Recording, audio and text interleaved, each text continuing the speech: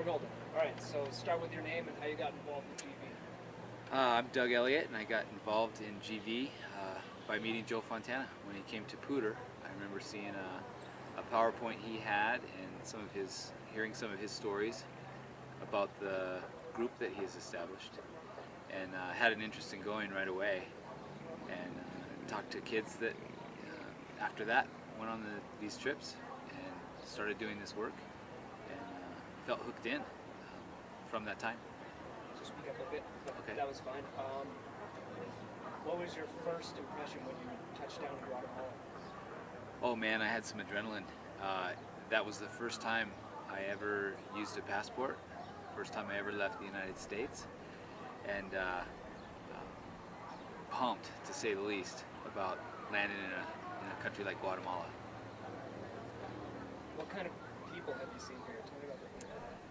The people of Guatemala are, in my opinion, incredibly hardworking and smart and nice. I admire the people here.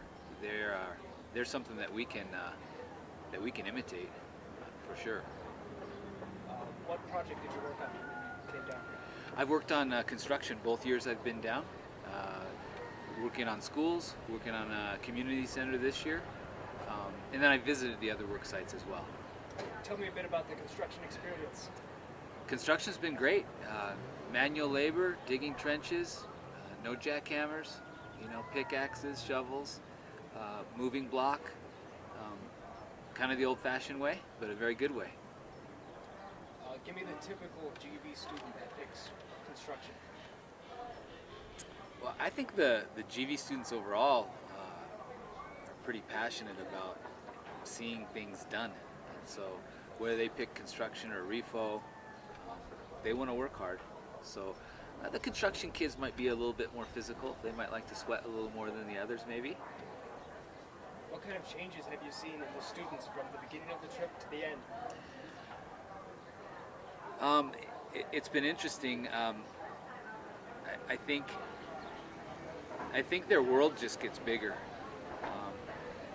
They're all usually good students before they come down here, but this learning isn't from a book. There are no tests in class about this stuff, and it's neat to see them take it in and let it boil in there a little bit, and then start to think about solutions, start to act for change. So I think they evolve in that way over the course of their trips. Wonderful. How have you seen Chapines or the Guatemalans change as well with their impressions of Americans? Well, I'm not sure I speak Spanish well enough to really know their impressions of Americans. I hope, for better or worse, we might be the only representation of Americans that they have, at least that they get to work with for 2 weeks at a time. So I hope they see us as caring people that want to serve as they want to serve.